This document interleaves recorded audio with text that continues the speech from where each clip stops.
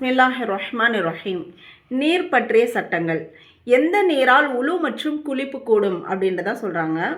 மழை நீர், மழை தண்ணி நம்ம பெய்யும் போது அதில் ஒளி செய்யலாம், அதை பிடிச்சி வச்சு. கடல் நீர், ஆற்று நீர், ஊற்று நீர், கிணறு மற்றும் குளத்து நீர், ஐஸ் மற்றும் பனியிலிருந்து உருகி வந்த நீர், சுத்தமான ஏதாவது திடப்பொருள் விழுந்த நீர், அதனால் நீர் கட்டியாக மாறவில்லை, நீரின் நிறம் மாறினால் பரவாயில்லை. உதாரணமாக நீரில் மணல், கல், இலை, குச்சி, சோப்பு முதலானவை விழுந்து விடுதல். இந்த மாதிரி விழுகும் பொழுது அந்த நீருடைய அந்த தன்மை மாறும். ஆனால் நீர் கெட்டி ஆகலை, தண்ணீராக தான் இருக்குது. அப்படின்ற பட்சத்தில் நம்ம அதில் எல்லாம் உழு செய்யலாம். அடுத்ததாக சுத்தமான திரவ பொருள் விழுந்து விட்ட நீர், மேலும் அந்நீரின் நிறமோ மனமோ சுவையோ மாறவில்லை. உதாரணமாக கரும்பு ஜூஸ் வாளியில் விழுந்து விடுவது. மேலே கூறப்பட்டுள்ள நீர்களால் உழு மற்றும் குளிப்பு கூடும்.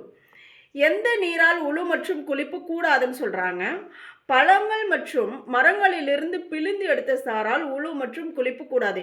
இப்போ ஏதாவது ஒரு மரம் இருக்குது, அதில் பிழிந்தால் சாறு வருது, அதில் உழு செய்யலாமான்னா கூடாது.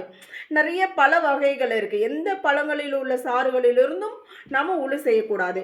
உதாரணமாக தேங்காய் தண்ணீர், தேங்காய் உடைச்சா நிறைய தண்ணீர் வரும். அப்புறம் ரோஜாலேருந்து தண்ணீர் வரும். கரும்பு பிழிஞ்சால் அதிலிருந்து நிறைய சாறு, பதநீர்லேருந்து முதலானவை. இதில் எதிலையுமே நம்ம உழு செய்யக்கூடாது.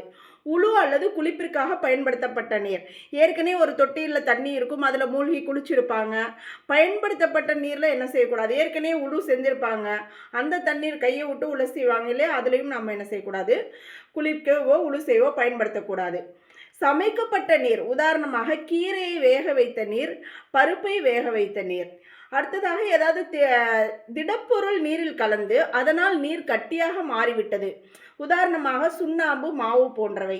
இதெல்லாம் விழுந்தால் நீருடைய அந்த தன்மையை மாறிடும். ஒரு மாதிரியாக கொலன்ற ஒரு மாதிரியான தன்மை வந்துடும்.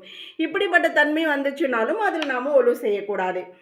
ஏதாவது திரவ பொருள் நீரில் கலந்து விட்டால் அதற்கு 3 நிலைப்பாடுகள் உள்ளதுன்னு சொல்கிறாங்க. ஒன்று திரவ பொருளில் 3 தன்மைகள் இருந்து நிறம், மனம், சுவை அவற்றின் 2 தன்மைகள் நீரில் தெரிந்துவிட்டால் அந்நீரால் உழு மற்றும் குளிப்பு கூடாது. உதாரணமாக வினிகர், இதில் நிறம், மனம், சுவை 3மே உள்ளது. ஏதாவது 2 தன்மை தெரிஞ்சிருச்சுன்னா கூட அதை நம்ம யூஸ் பண்ணக்கூடாது உழு குளிப்பிற்கு. திரவ பொருளில் 2 தன்மைகள் இருந்து நிறம், சுவை அவற்றின் ஒரு தன்மை நீரில் தெரிந்துவிட்டால் அந்நீரால் உழு மற்றும் குளிப்பு கூடாது. உதாரணமாக பால், இதில் நிறமும் உள்ளது, சுவையும் உள்ளது.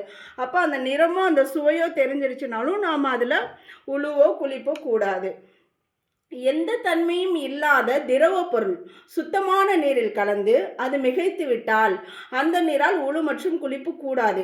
அப்படி மிகைக்காவிட்டால் உழு மற்றும் குளிப்பு கூடும்.